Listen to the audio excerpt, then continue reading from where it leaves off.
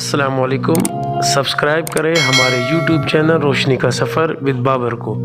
شکریہ۔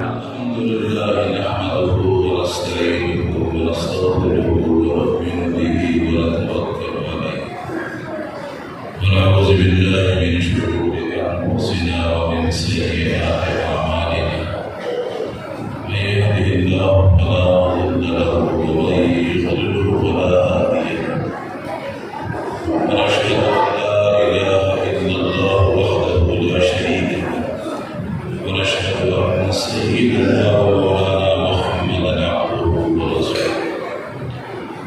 أما بعد، فأعوذ بالله من الشيطان الرجيم. بسم الله الرحمن الرحيم. ألف لام ميم، ذلك الكتاب لا ريب فيه. میرے محترم بھائیو،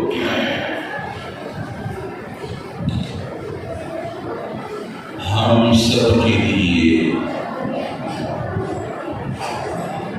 اور پھر بالخصوص مولانا شاہد اللہ صاحب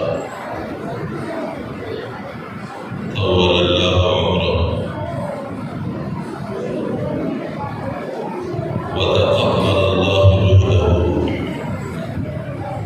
اور اسی طریقے سے اس مسجد کی کمیٹی منتظمین اور مدرسے کی جو کمیٹی منتظمین ہیں اور معاونین ہیں، اور یہ جو ننھے منھے بچے ہیں جنہوں نے حفظ یا ناظر مکمل کیے ہیں،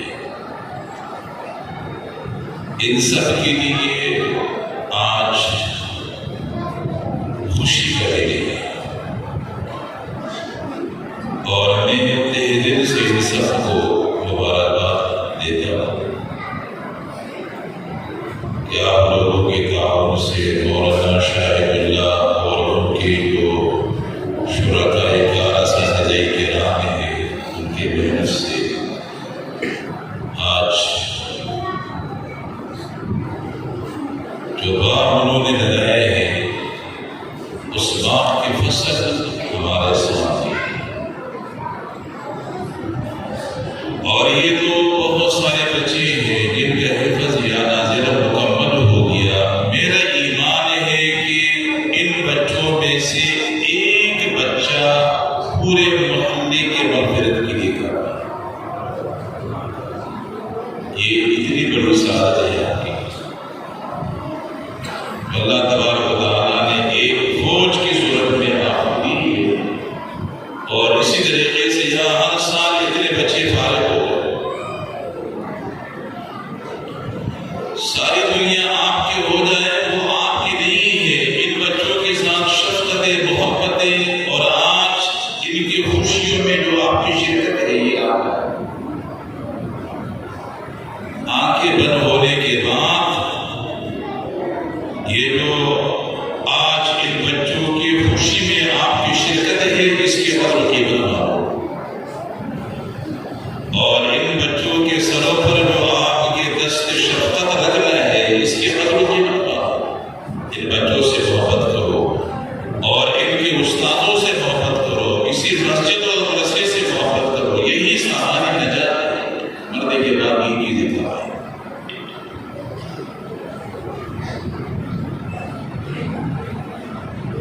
حدیث میں آتا ہے آپ صلی اللہ علیہ وسلم نے فرمایا کہ وہ جس میں قرآن مجید کا کوئی حصہ نہ ہو، لیس فیہ شیء من القرآن کالبیت الخرب، آپ نے فرمایا کہ وہ ویران گھر کی طرح ہے۔ ویران گھر کی طرح جہاں آدمی اندر جاتا ہے تو ڈر لگتا ہے، خوف ہوتا ہے کہ سانپ بچھو بیٹھے گا، تو میرے نبی نے فرمایا کہ یہ حال اس جسم کا ہے جس میں قرآن کا کوئی حصہ جس کا ویران گھر سے فائدہ نہیں ملتا، نقصان ملنے کا اندیشہ ہوتا ہے۔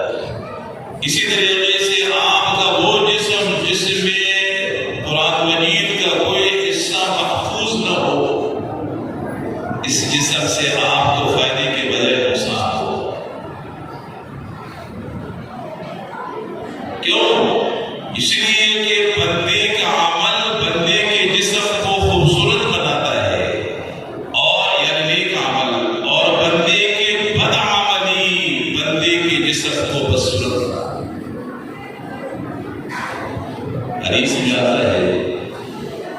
رسول اللہ صلی اللہ علیہ وسلم نے فرمایا احب البلاد الی اللہ مساجدها وابغض البلاد الی اللہ اسواقها۔ زمین کی مسجد جہاں بنائی جاتی ہے، یہ زمین کس نے پیدا کیا؟ بازار جہاں بنایا جاتا ہے، مارکیٹ جہاں بنائی جاتی ہے، اللہ کی زمین ہے۔ اور جہاں آج مارکیٹ ہے وہاں دکانیں توڑ کر مسجد بنائی جا سکتی ہے، لیکن جہاں مسجد بنائی گئی ہے وہاں مارکیٹ نہیں بن سکتی۔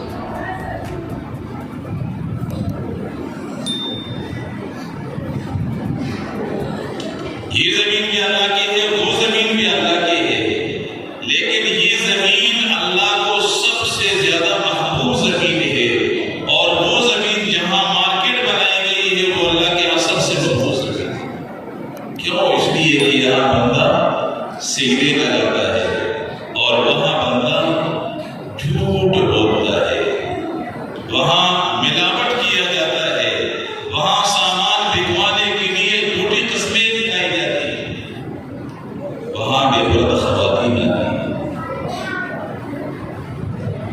تو انسان کے عمل نے مسجد کی زمین کو خوبصورت بنا دیا، یعنی انسان کے اچھے عمل نے، سجدوں نے، ذکر نے، تلاوت نے، نمازوں نے، اور انسان کے بیکار عمل نے بازار کی زمین کو بدصورت بنا دیا۔ تو آپ کے عمل کی وجہ سے جب مسجد کی زمین خوبصورت ہوگی آپ کے سجدوں کی وجہ سے، تو آپ کے سجدوں کی وجہ سے آپ کا جسم کتنا خوبصورت ہوگا۔ ما كان الحياء في شيء إلا زانه وما كان الفحش في شيء إلا شانه۔ حیا آدمی کے بدن کو بڑھاتی اور بے حیائی آدمی کی قدر و قیمت کو گھٹاتی ہے۔ اگر آپ کے پاس حیا کی دولت ہے، حیا ایمان کا حصہ ہے، تو آپ کا جسم وزنی ہو گیا، آپ کا جسم قیمتی ہو گیا۔ اور اگر بے حیائی کی نحوست آپ کے پاس آ گئی تو آپ گر گئے۔ قدر و قیمت کیا؟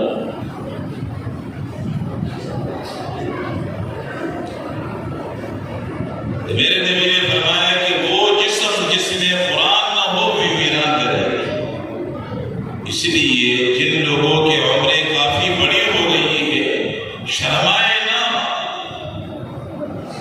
آج بھی آپ کی اسی محلے میں یہ مسجد اور یہ مدرسہ قائم ہے۔ آپ اپنے مصروفیات کو آگے پیچھے کر کے یہاں پر مولانا شاہد اللہ موجود ہے، ان کے ساتھ اساتذہ موجود ہے، ان کے پاس آ کر قرآن مجید کا کچھ نہ کچھ حصہ ضرور لیا کرے، تاکہ آپ کا جسم کنڈر اور دیگر ویران گھر ہونے سے نکل جائے اور آباد گھر کی طرح اور ایک بہترین محل کی طرح ہو۔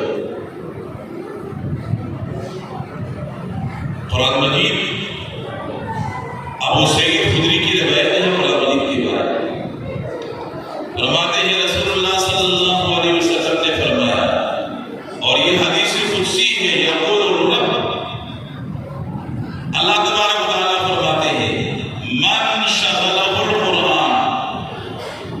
ابو سعید خدری کہتے ہیں حضرت نے فرمایا کہ اللہ تبارک و تعالیٰ فرماتے ہیں من شغلہ القرآن عن ذکری و مسئلتی اعطیتہ افضل مما اعطی السائلین۔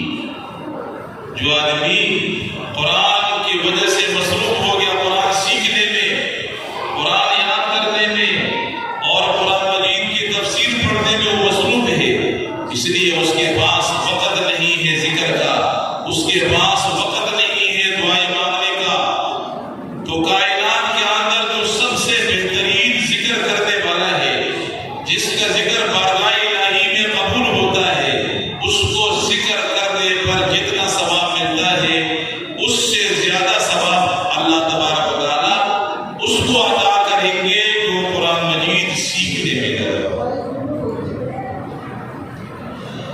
اور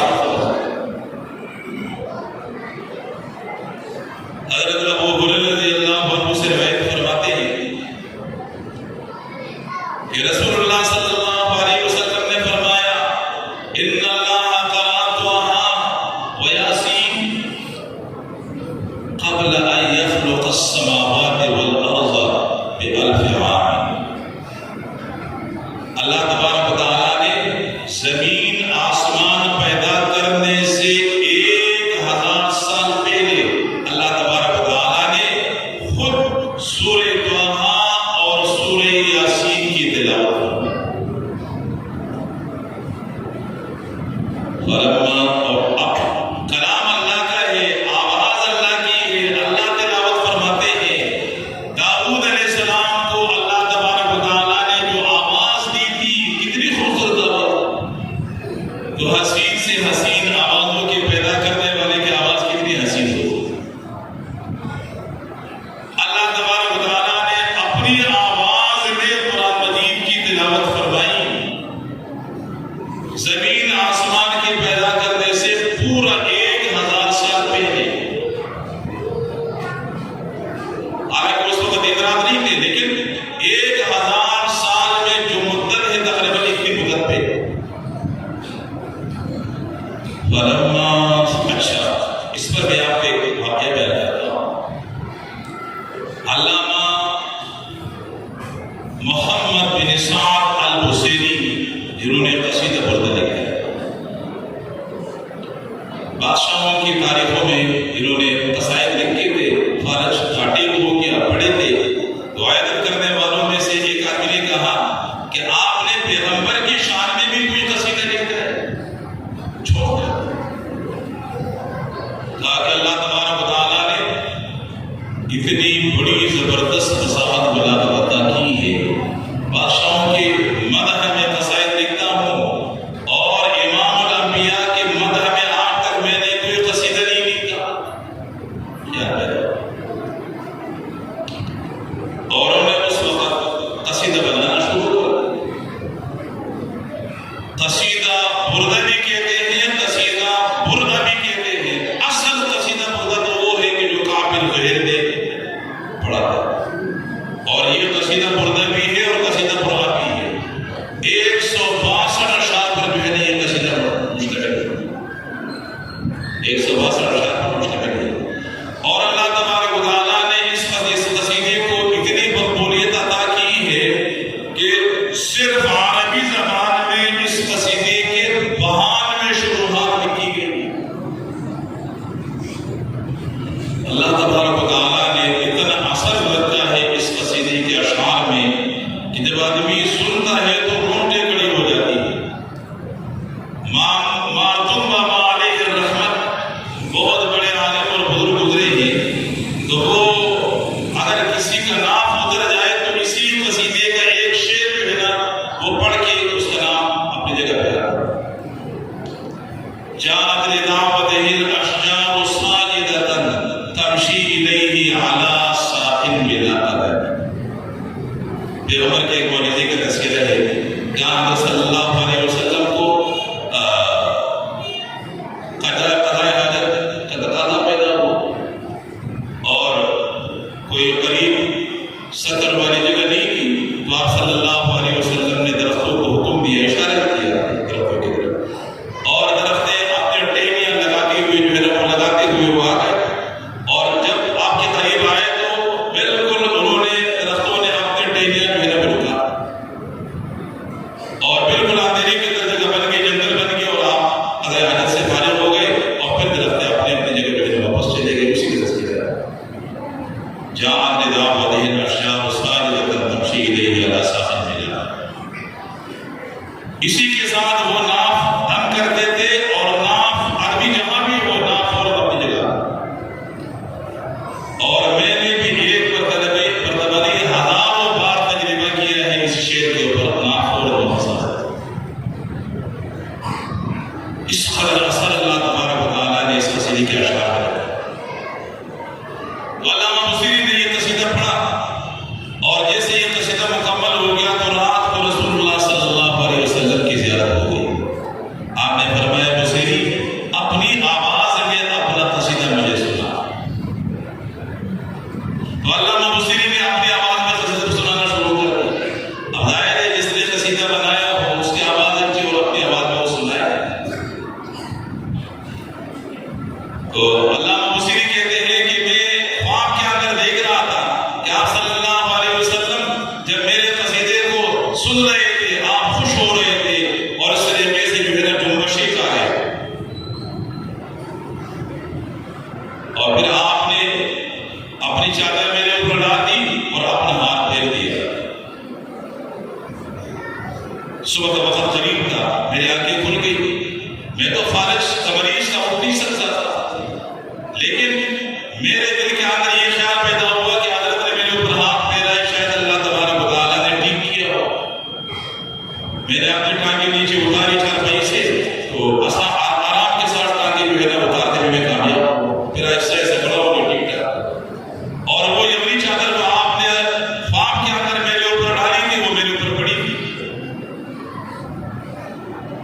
اور پھر اس کے بعد میں بطور تشکر مسجد کی طرف نکلا، تو تھوڑے جب آگے گیا وہ معراج کی طرف تھا، وہ اپنے دروازے میں کھڑے تھے اور مجھ سے کہنے لگے حسینی جو قصیدہ آپ نے پڑھا ہے اور اپنی آواز میں آپ نے حضرت کو سنایا وہ قصیدہ مجھے بھی سنا۔ میں نے کہا کہ آپ کو کیسے پتہ چلا؟ کہا کہ اللہ نے خواب کے اندر وہ سارا منظر مجھے بھی دکھایا ہے، اور وہاں کھڑے کھڑے میں نے ابو الحراج کو وہ قصیدہ سنایا، وہ بھی رو رہے، اور پھر مسجد کی نماز ادا کی، پھر واپس آئے۔ تو خلاصہ کلام یہ ہے کہ اللہ کا کلام جب اللہ اپنی آواز میں پڑھتا ہوگا کیا مزہ آتا ہوگا۔ اللہ نے ان دو سورتوں کی تلاوت اپنی آواز میں کی۔ فَلَمَّا سَمِعَتِ الْمَلَائِكَةُ قَالَتْ، جب فرشتوں نے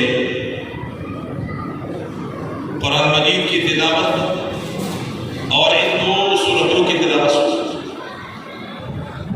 تو فرشتے کہنے لگے طوبى لأمة ينزل هذا عليها یا إليها،